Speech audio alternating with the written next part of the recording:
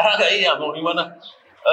Seorang parlimen itu lagi mingpali pande adu ada itu. Adu pun PT polisi itu honing deh hebat nih dah. Siapa yang musik mau kita overall 80 crore hadar okre. 80 crore. Flat nih hailstorm level. Kali matau tak gaya hebat. Puno ukuran jadi. Maroi dengan si yang short notice ta aten matangda. Landam selebiri ba imai bel selisa. Marumpang singi khara do wera su mateng oina na ba haidena koi Bharat Sarkar na launch to ba duga Manipur state government na launch to ba scheme singi beneficiary singda kana ba piga to ba dugumba thabak khara aikoina paikhat chabu singdu yenthok chabugi thauramni tiktak na pangthok pani na chouba ma crore chahum the Khonthang muki relief the library selise singima sing harumpang aduga ata yawana tar sinda yem thopuki thorama koi state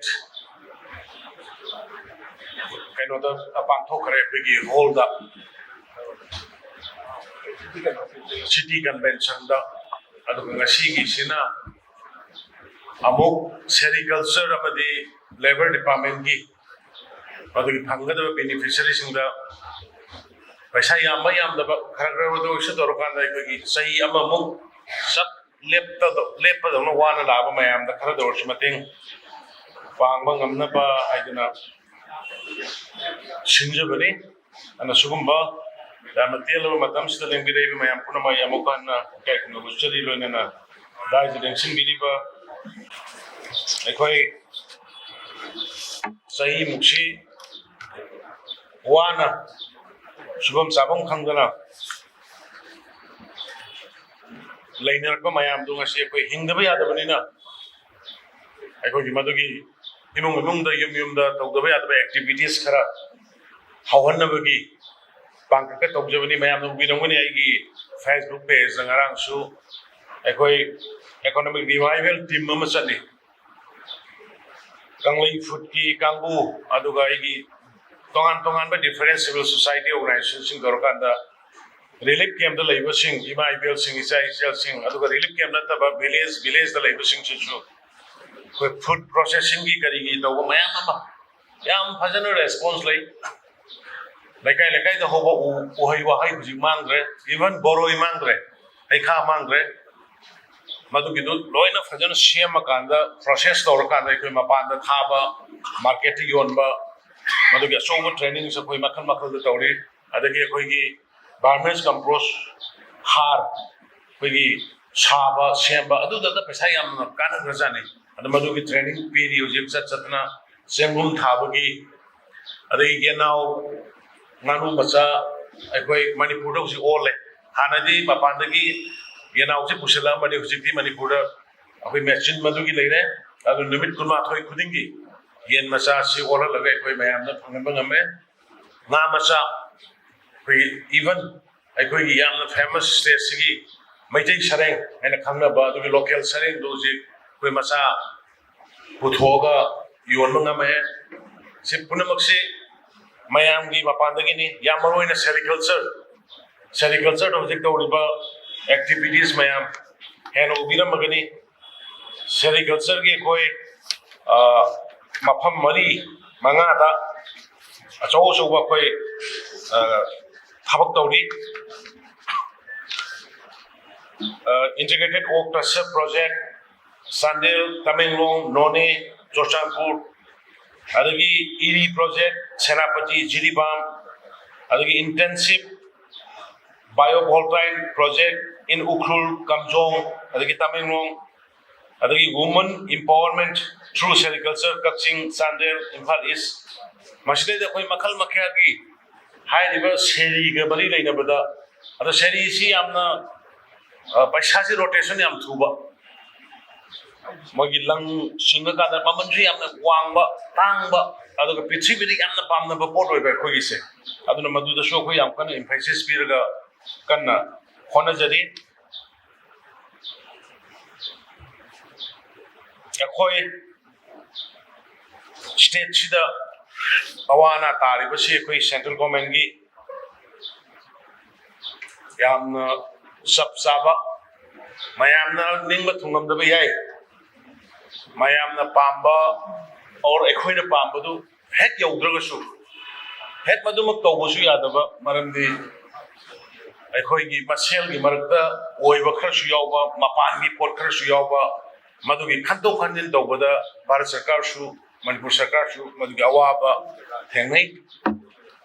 ꯃꯔꯛꯇ ꯂꯩꯈꯤꯕꯅꯤꯅ ꯑꯗꯨꯅ ꯑꯗꯨꯒꯨꯝꯕꯗꯨꯗ ꯑꯩꯈꯣꯏꯒꯤ ꯅꯤꯡꯕ ꯊꯨꯡꯗꯕ ꯈꯣꯠꯇꯕ ꯃꯌꯥꯝ ꯑꯃ ꯌꯥꯎꯔꯝꯒꯅꯤ ꯑꯗꯨꯕꯨ ꯑꯩꯈꯣꯏ ꯄꯦꯁꯦꯟꯠ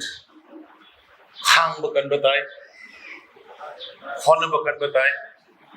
ꯑꯗꯨꯅ ꯍꯧꯖꯤꯛ ꯐꯥꯎꯕꯗ ꯑꯩꯈꯣꯏ भारत सरकार ना रिलीफ कैंप ता लेरिबसिंगसी दैदा मतेंग पिरइबा लेप लेते पे कनागुम मी खरना पार्लियामेंट दा मिंग पल्ली के पंदे गायना तबु वेरी सॉरी पीटी पॉलिटिक्स तोनगुम से मिंग पल्लसु पंद्रसु ngasi बावदा हाय हे हौबदगे अखोइदा थादरइबा मयाम से अरोइबने yum साबगे थादरइबा adagi ising isaw gida pira iba adagi kano gida hujig relief ta lairiba sen free da piriba hujig phawada akhoina kano ta relief camp operation to bada relief ka hangiba singsi masigi operation to bada crore sam ga difu mangani ji phawada khoina explain to rise adagi temporary housing साबा prefabricated यूम साबा आदा लैबा यादबना मोगी लैफमजी पीबगी साबा खददसु करोड़ चामगा कुनमरीनी अदगी टेलीविजन सेट लोइना एखोय रिलीफ कैंप सिंगसे याम्बा येलिबनी अदु मसीदा करोड़ अहुमनी अदगी मी अमममदा लिसिंग अममम हेक रिलीफ कैंप दा लेरिबा मी अमममदा लिसिंग इमुंग अमदा मी तरा लेरे इमुंग दा लिसिंग तरा इमुंग मी मंगा लेरे इमुंग लिसिंग मंगा मसीसी अखोय राउंड मनी रक पीग्रबन मसीगी राउंड मनी रक पीबसदा अखोय रुपा पुन्न करोड़ कुनगुमदोय अदगी कंपेंसेटरी पैकेज अखोयगी लौगी उहोद्रे उबंग अमोद्रे संबंग अमोद्रे तौबसीदा अदगी युमगी nutrition personal hygiene compensatory package crore ट्रांपन थादग्रबनी न्यूट्रिशन पर्सनल हाइजीन सिगी मैम से 44 करोड़ अने थादरीसे स्पेशल असिस्टेंट इमुंग खुदिंगी इरांग सिना थोब सोहनग्रब इमुंग खुदिंगी रुपा लाख अमम पीबगी से होजे अखोय अहानबे इंस्टॉलमेंट लिसिंग कुनमंगा 6000 फैमिली दा अखोय येंथोख्रबने अहानबे लोन 25000 इस अदगे मो परमानेंट हाउसिंग की युम होजिक साबा होनरे मयाम ngरang उबिरंगनी तोरबुंगदा अखोय चंगबगी अखोय चंगे तोरबुंगगी वा अखोय ता दा दिनांबी गनो पॉलिटिक्स सोबी गनो ना हाइरिबा अदगी कैनोदगी शेरोदा सुगनुदा युम हुजिक लोइना संगगा सागनरे याम हंजनरे अदा मसिगी युम परमानेंट रूम युम साबसिगी दमकता कोई 736 फैमिली दा रुपा करोड़ कुनमो कोई थादोखरे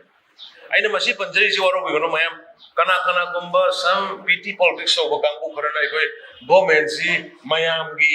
रिलीफ कैंप दा लेरिबा सिगी कैंप दा तौद्रबगुंबा अदे रिलीफ कैंप दा चलगा अवाना दो खरा उनरुरगा हेक्ता गवर्नमेंट सी कैंप दा तुमिना लेबा दउनगा उहन्नबा होन्नबा खरा यावबा अदुगे फैक्ट एंड फिगर दो फैक्ट्स एंड फिगर दो मयाम दा थमजबनी अदुगा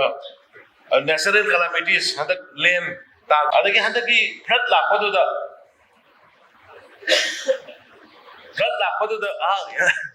यामोनीमना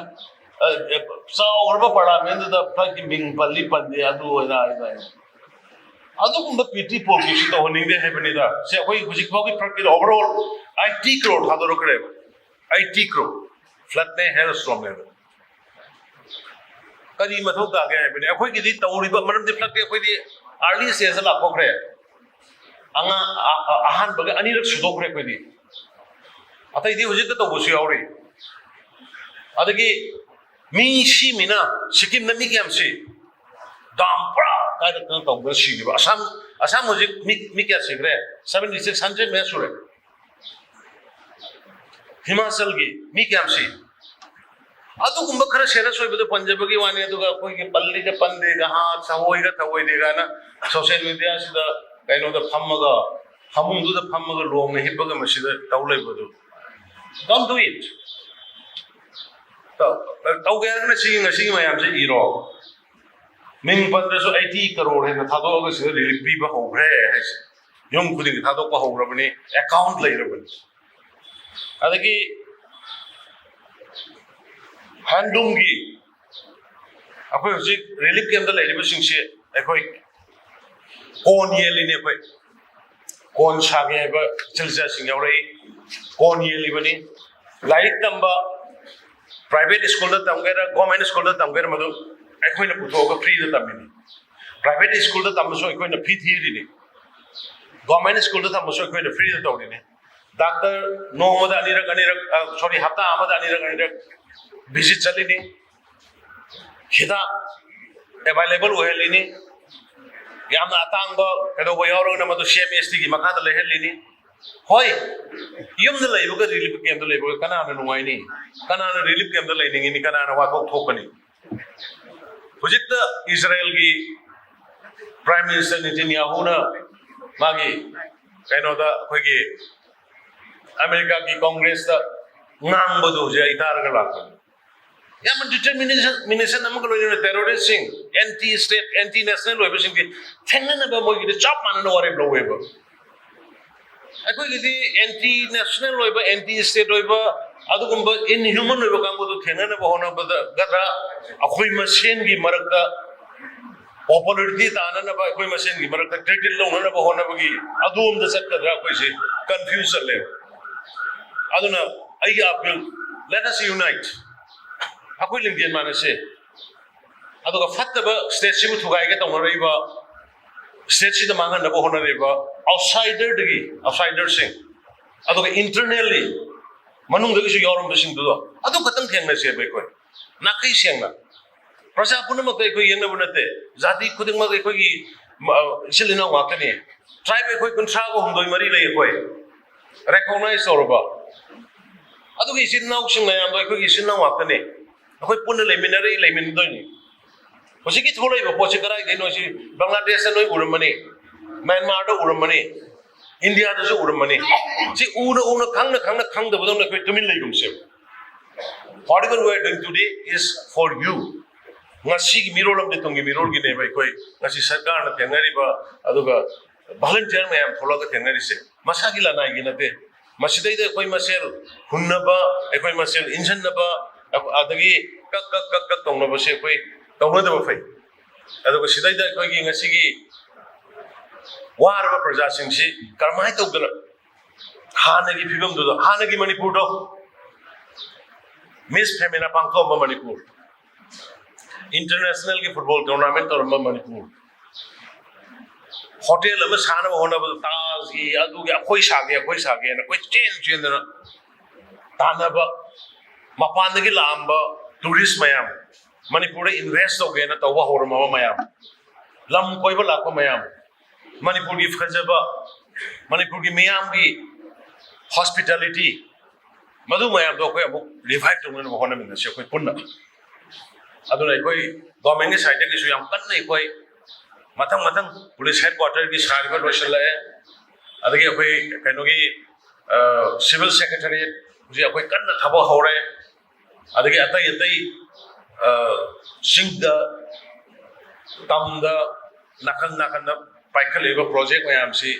फजना तुम मतन संगा को कादन रोशन लेरगा अदगी इमुंग द साना थंग वालिबा ngасai कोई बैंक की चिलिनाव सिंह वारी सानाबने family खुदिंगी one family one livelihood है ना गवर्नमेंट ने थबा इंगान तौजदबा सेंट्रल लेतबा इमुंग सिंह मोई हिंगनबगी लंबी याननबगी कोई बजट कोई assembly हयेंग हंसित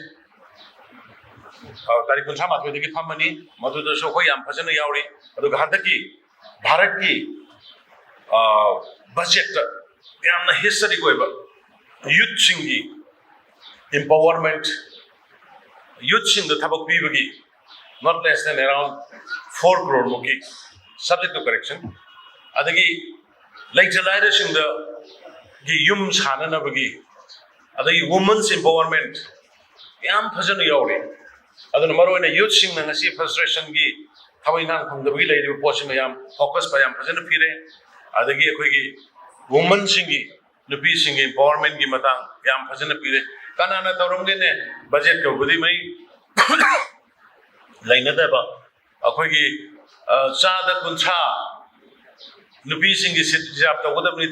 laurai se akhoi na bhab kabu ta dagi laura lai sarkar mayam ama pangre anam tawrumde only Prime Minister Modi ji ki matamda nupi sing gi 33% la 33% reserve tawne na lok thoi chini hawdore mathagi lakpa election dagi sumaina ekhoi punna subminasi hujiki relief camp da lairiba mayam da khoi yam kanna focus piri aduga loina na relief camp nataba khonthang da or Imphal da oraga subam jabam khangna lairaba mayam se masigi ekhoi makhal makhagi training pira kana sen masa dagi hogani ising tara dagi kun dagi lakh ama ani ahum or even lakh tara raunga swai dagi horaga aduga magi hana leijaramba phajana tawramba karbar ga business phajana tawramba kangudi se crore piba yawi crore makhai piba yawi magi matungina aduna mayam su asi lengbi rai bising su hujik phangiba paisa se sidi ngahaki imong gi hogat na bagi aduga aina tawriba project gi khara mateng pangani aduna makhata na koi one family one livelihood haina koi government gi scheme policy lai di base masida sangbi raga yaubi raga imung amamda government gi thabak ka hogdaba singduni ko government gi service tawgi budi tawgre aduga te bank ki loan gi kari gi tawgi ba tawgre adu nataba free da kenda tawna lai ba singdo madugi priority pijari aduna wafam kharse thamaga ai amohna Manipur ji tamna koi shanti lakpa hore akhoi mayam sangana shanti anjalana bhona si akhoi na pami ba akhoi na tali ba pot puna makto constitutionally legally hana tawramba dumaina mi to khatok ko boiro biometric lawba khotba kedoba adagi any NRC gi oiro madu niyom gi matungina law gi matungina ain gi matungina yana ba ma poroge koi punna taw unna bhona si aduna hingsa gi thabak se masi akhoi puna mar condemn tawsi masi tawdana ba koi pura minasi wafam kharse thamjaraga